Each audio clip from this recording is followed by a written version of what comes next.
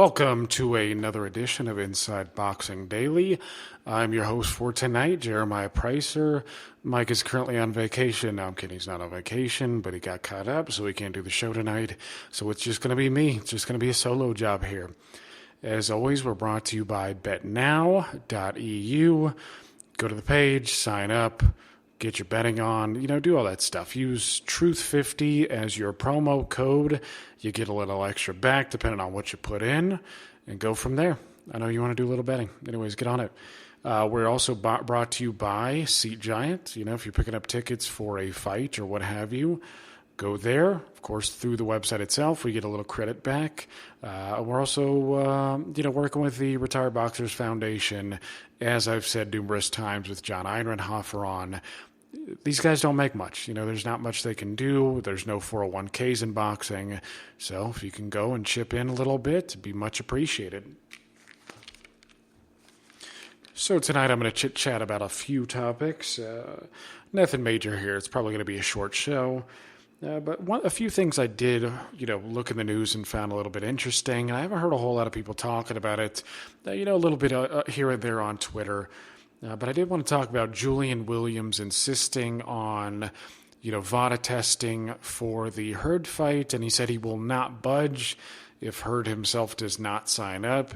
And I think that's an excellent stance. I mean, we've talked about on this show, a few times how there are holes in VADA testing, but by and large, they do the best job. They have the highest catch rate. USADA is not worth a dick anyways. That's quite obvious. Anybody who follows boxing, all you got to do is read the recent Thomas Hauser article, and you can just see. In 1,500 plus tests, they've caught one person. It's just inadequate. Anyways, this is a good stance to have for Julian Williams. I hope a lot of other boxers in the future take this stance as well. Saying, hey, I'm not going to fight you unless you submit to strict drug testing. I'm clean. I want to know you're clean. This is the kind of stuff that gives you a little bit of confidence in a fighter. Going into the fight, you don't have to worry so much about whether or not they're using PEDs. And of course, could this be a front? Of course. Julian Williams could be using himself, but he's like, hey, I'm going to contract in VADA testing for, only a month or so. But this gives the impression that he is a clean fighter. I like that. I'm an advocate of a clean sport.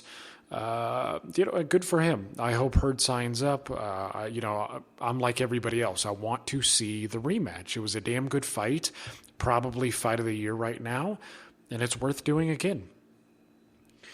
Another thing I saw in the news, and a guy who's really not getting a whole lot of play in the press is, and this is kind of the norm when you talk about guys who are under 126 pounds, but Juan Francisco Estrada, he's got a bout coming up. He's the champion at 115 pounds. He beat Rungvisai clear enough. And he's been a guy who's been lingering around the pound for pound for many, many years. He's been borderline for many, many years. A lot of people even edged him in years ago. This after he fought Roman Gonzalez close. A lot of people recognize that this guy was a damn good fighter. And anybody who patrolled the forums regularly back then also realized that, this was before Canelo really made his mark. And, a lot of people were saying Juan Francisco Estrada was the best Mexican fighter on earth. And I don't think you can solidly make that claim now just because of the level of competition, but the discussion isn't far away. This is a guy who certainly made his mark, and it seems as if he's going to continue to make his mark because the news is, granted he gets past his recent opponent, who I honestly don't know a whole lot about. It looks like he's targeting Yafai. I don't know if that would end up being in the UK or not. Again, I'm not exactly sure, but it's a good fight. Yafai is a top 10 guy. Estrada, I think, deserves a top 10-ish kind of opponent right now. And then after that, I'd like to see him, again, granted he gets by that, which I suspect he would. I'd love to see him in against, I wouldn't even mind seeing him fight Rungvisai again. Donnie Nietes, I think, would be awesome. Ioka, any one of those guys. And I've been on this before too, but I wish boxing didn't have so many weight classes, because if Estrada was a bantamweight, a solid bantamweight, he'd be, mixing it up with these guys who are in the tournament or who are supposed to be in the tournament. I mean, him versus Inoue, to me, is better than anything that can be made, and that includes Luis Nery. Nery, I think provides the biggest threat of the guys who are currently at 118, but Estrada to me is significantly more proven. He's technical, he's quick. I mean, there's just so much to like about the guy, and you don't really hear much about him being cocky either. He just seems like he puts his head down, does his work, gets the job done. And the last topic I wanted to go over was heavyweight prospects. And so what you see often, and it's not surprising, but you see guys like Daniel Dubois, Efe Ajagbe, guys who are getting on TV in front of people.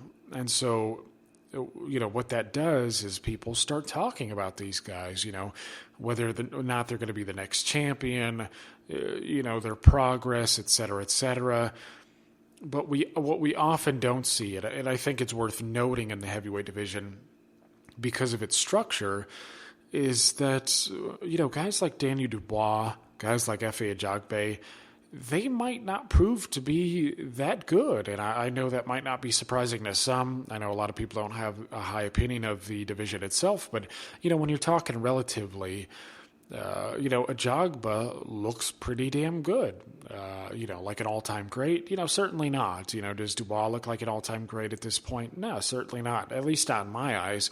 You've got to prove a lot more to me, before you start getting that. Because we've seen in boxing too many times where these guys exhibit what looks like a high degree of in-ring proficiency, and then they turn out to be gatekeepers or whatever it is. I mean, there's just so many guys who have fallen by the wayside that I'm very cautious about proclaiming guys, the next big thing. It just doesn't seem to make a lot of sense to me in light of, what I've come to know about the sport.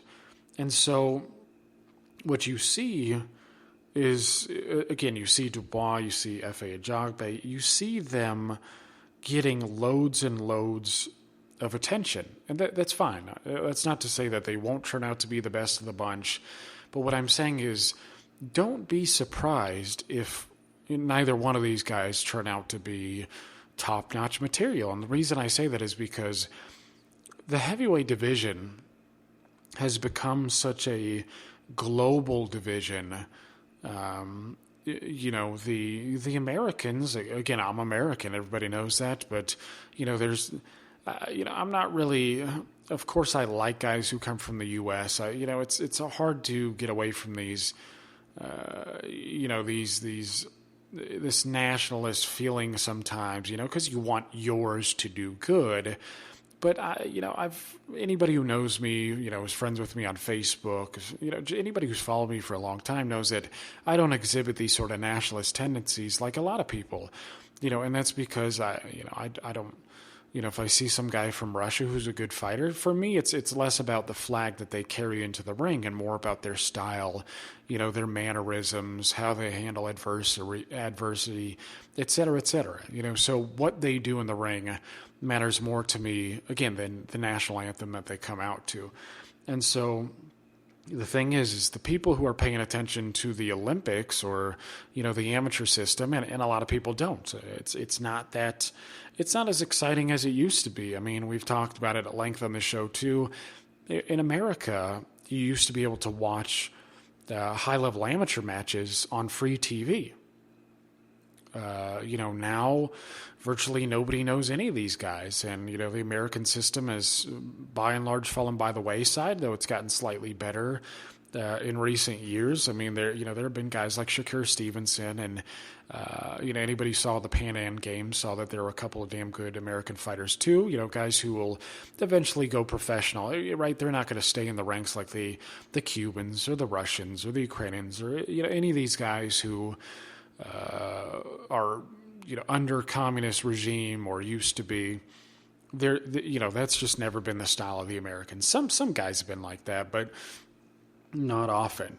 But yeah, when you talk about guys like Dubois and Estrada-Yafai, again, I think it's worth evaluating the landscape further and seeing what's out there. I know some people are familiar with a guy named Philip Hergovic.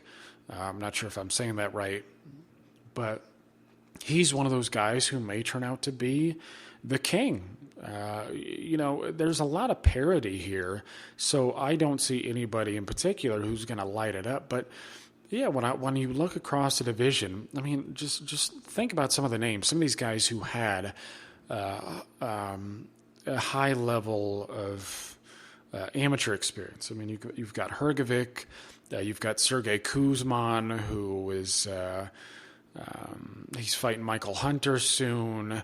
I think he stopped Joe Joyce or beat Joe Joyce in the amateurs. I'm pretty sure he stopped him.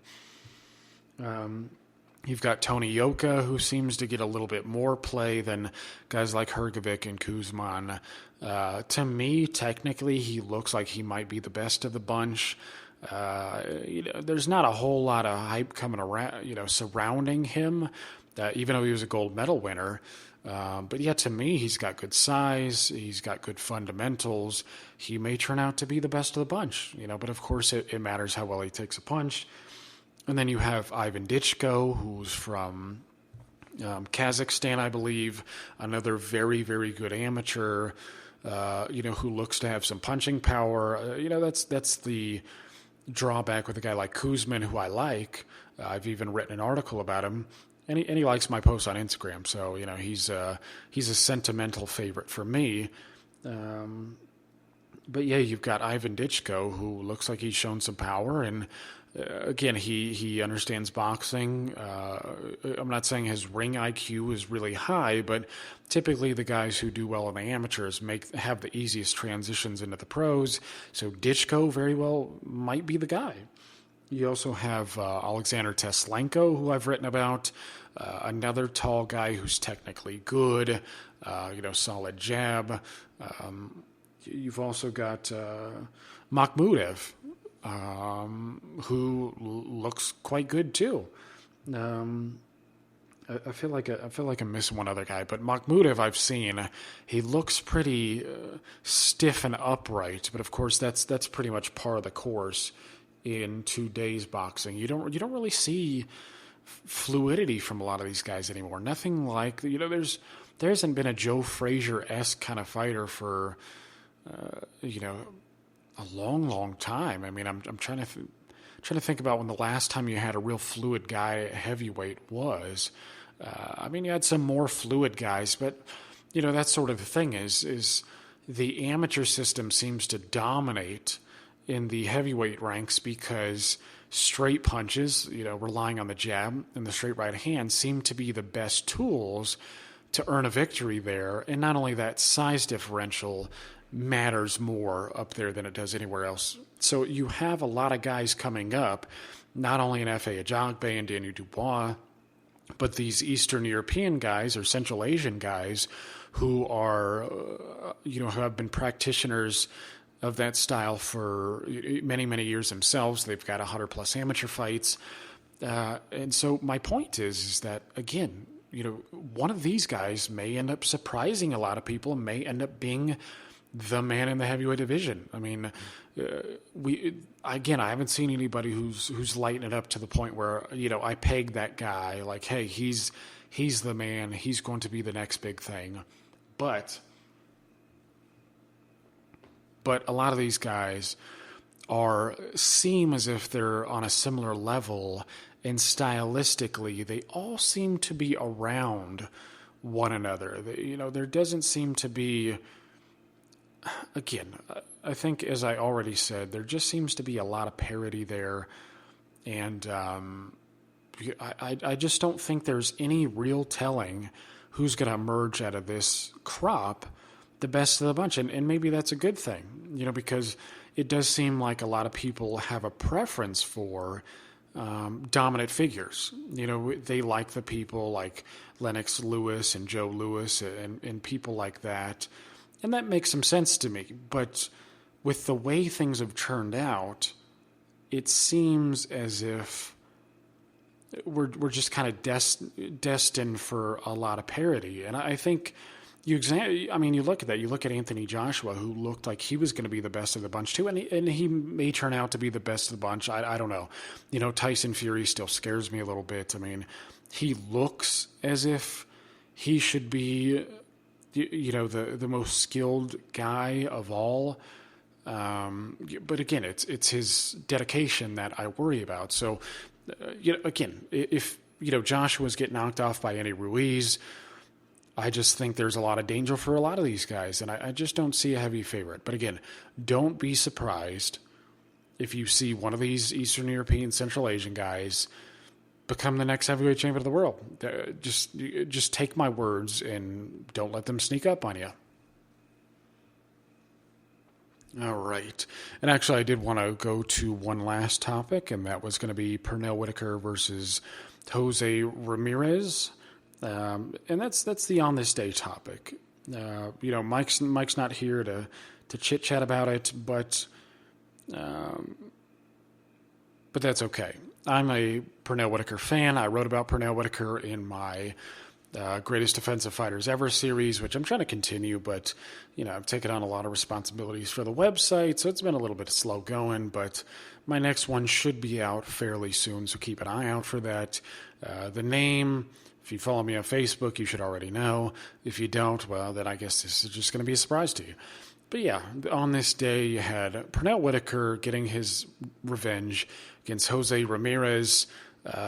In this fight, the one thing that I found fascinating about Pernell Whitaker is, again, his offensive skills get underrated, but this was a guy who, in this fight, was able to circle constantly and smoothly while jabbing. And to me, the guy who fought Ramirez in this fight would have been one of the hardest people to beat in lightweight history.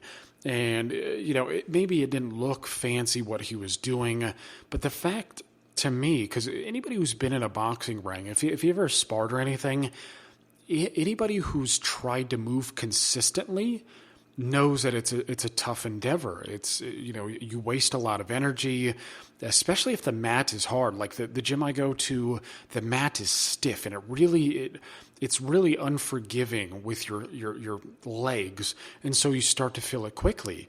And I don't know what the mat was like for this fight, but I can imagine even for a soft mat, it's just a difficult proposition to circle constantly and jab.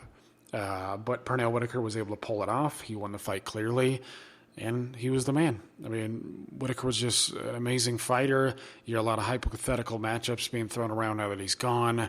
But the fact remains is he's one of the best lightweights ever.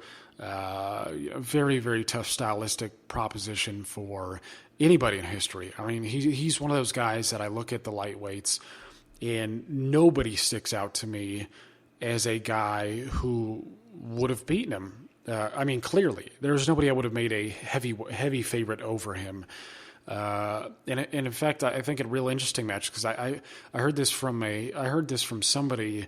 Was it last week that Don Chagrin, maybe I'm saying that wrong too, but the famous West Coast promoter, he said that Jose Napoli's was the closest thing. Well, he was the best thing that he's seen. Besides a prime Sugar Ray Robinson. So, that tells you, how good Napoli's was. But that's a fight that I would have loved to see. Maybe I'll throw that around, see if I can get it on the page there. But, 135-pound Jose Napoli's versus Pernell Whitaker. And if you want to chime in on Facebook or, go to the TGTN boxing page, the poll should be up probably by tomorrow. And just chime in. Tell me how you feel about that one. Anyways, I appreciate you guys listening in always. I thank everybody who tunes in week in and week out, everybody who decides to comment. We've been getting a significant amount of comments, for months now, and I really appreciate it. Even guys who are negative. The stuff honestly doesn't bother me too much. And if you guys are really filling into it, we could bring somebody on this show and, we could talk about it and, discuss our differences of opinion. I'm not a confrontational guy. I feel like I'm pretty open-minded.